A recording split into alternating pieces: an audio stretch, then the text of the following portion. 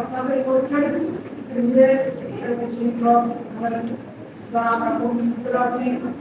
আমরা ভিতরে বাইরে যারা আছে সব মিলে আজকে একটা বড় অনুষ্ঠান এই অনুষ্ঠান যারা আমরা পারলাম এবং আল্লাহ নামে শুকরানা করতে আলহামদুলিল্লাহ আলহামদুলিল্লাহ। আজকের অনুষ্ঠান হলো বিদায়। আপনার জানা এখান থেকে বিদায় নিয়ে যাবেন আল্লাহ সম্মানের সাথে আল্লাহ পরীক্ষায় ভালো করে তাহলে আমার কাছে শক্তি হইবে আসলে আমরা খারাপ পাইলে সেটা আমার ব্যাপার। আশা করি এটার জন্য আমরা দোয়া করবো আল্লাহ দরবার এবং আল্লাহ তাদেরকে সম্মানের সাথে ভালো একটা রেজাল্ট দিয়ে মা বাবার পরীক্ষা ঠান্ডা করার জন্য আল্লাহ সুবিধা সকল বলেন আমিন। আজকে যে শিশু আজকে শুনে যাওয়া আমরা বর্তমান আজকে যে শিশু আকাশ সে নাগরিক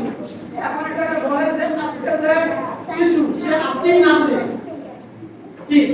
আজকে যে শিশু আজকে কি নাগরিক এটা আপনি জানেন আমরা যে জন্ম নিবন্ধন এখন যে পাইছি এটা আমাদের ছোটবেলা ছিল আমার উস্তাদ আছে আগে কথা বলছেন যেহেতু আমরা যে বাদ বলছি কিন্তু আমরা অনুষ্ঠান বের আজকে যে শিশু সে আগামী দিনের নাগরিক এই কথাটা ছিল অনেক আগে আর এখন বলে কি আজকে যে শিশু সে আগামী দিনের ভবিষ্যৎ আগামী এটা কি ভবিষ্যৎ আমাদের এই ছেলেরা লেখাপড়া করার পরে এখান থেকে সবার সাথে করবে এটা আমাদের জন্য একটা ভবিষ্যৎ একটা কথা কি দুঃখ লাগে যে মাদ্রাসা এখানে আমাদের কথা বলি সমাজ বাংলায় যে আমাদের বলতে তোমার শিক্ষা তোমার একটা সম্পূর্ণ কথাটা বাস্তব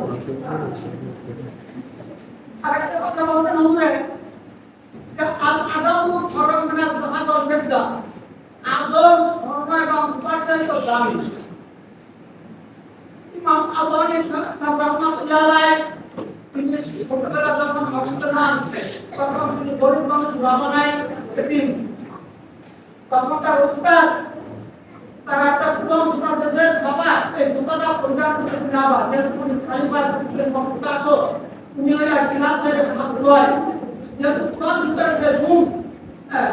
আল্লাহ দেশে যেহেতু আমি উস্তাদ এটা মানিয়ে নিতে পারি না যেহেতু তুমি জুতা পদ্ধতিতে আসো তা আমার ভালো লাগে কিন্তু ওই ছাত্র বললো কি ওই জুতাটা বাড়িতে নিয়ে তার মাকে বড় যে মা এই জুতাটা কাপড়ের জুতা তৎকালীন জুতা ছিল কাপড়ের ওই জুতাটা পানির ভিতরে সেদ্ধ করিয়া কাপড় বাদ করিয়া তারপরে একটা টুপি বানাই দেবেন আমার হাতে সেলাই করে টুপি বানাই দিয়েছে পরের দিন সে টুপিটা মাথায় দিয়ে মন্ত্র গাইছে সুবহানাল্লাহ তখন তার শিক্ষক বলছে বাবা তুমি এমন গাজো যেহেতু তুমি গাজো আমার জুতা পরে আসো না তোমাকে কালকে আমি বললাম জুতা পরে আসার জন্য আমি জুতাও দিলাম তুমি গরিব মানুষ ঠিক আছে জুতা কিনতে পারো না তোমার জুতা দিয়েছে পড়াই গেল বলতেছে হুজুর আপনার জুতা হবে আমার মাথায় তুমি বলতে সুবহানাল্লাহ সেদিন ইমাম আবু হানিফা রাহমাতুল্লাহ আলাইহি ইমাম আযম নামে ওই প্রস্তাব দোয়া করেছেন আর ওখান থেকে আজকে দেখেন পৃথিবীতে এক তৃতীয়াংশ দিন বাদে বিবাদ ইমাম আবু হানিফা রাহমাতুল্লাহ আলাইহি মাসালা অনুযায়ী চলে তাহলে ওস্তাদের দোয়া দরকার আছে কিনা ওস্তাদের দোয়া দরকার আছে এখন ওস্তাদ দোয়া করবেন এটা পাত্র লাগে নির্বাণ মতো ভালো লাগে যেহেতু আজকে আমাদের ভান্ড শুনবো দেখতেছি আমাদের ছেলেপেলে যারা আছে এখানে যারা লেখাপড়া করে যেমন অলিউল্লাহ শিক্ষক আমার ওস্তাদ বললাম আমার ওস্তাদ আমার ছেলের ওস্তাদ আমার বড় ছেলের ওস্তাদ আমার ছোট ছেলের ওস্তাদ যেহেতু আমার ওস্তাদ যেহেতু আমার ওস্তাদের ভিতরে কোনো পরিবর্তন নাই আমার মতো ইনশাআল্লাহ পরিবর্তন নাই আমার সন্তানের ভিতরে কোনো পরিবর্তন নাই ঠিক না ঠিক আমার ওস্তাদের মধ্যে কোনো পরিবর্তন পাইছেন আমার ওস্তাদ তার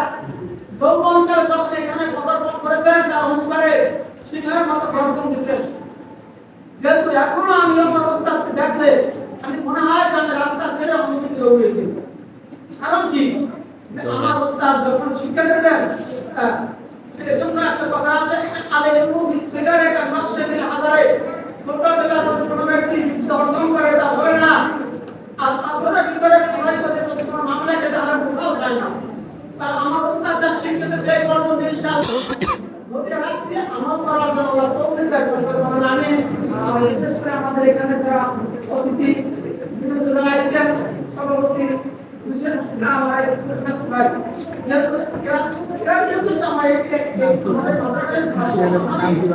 ছাত্র ভাই যেটা আজকে এই যে আজকে এখানে বসছেন যেটা আমাদের অবদান শুধু আমাদের যোগ করা ম্যাটার যেটা আমরা কখনো ইন্টারন্যাশনাল ব্যবস্থা করে নাই আগামী ভবিষ্যতে তারা উস্তাদের পদোন্নতি করে যাবেন ইনশাআল্লাহ এখানে বরকত পাইবে আমরা সকলকে প্রকৃতি আমিন মাশাআল্লাহ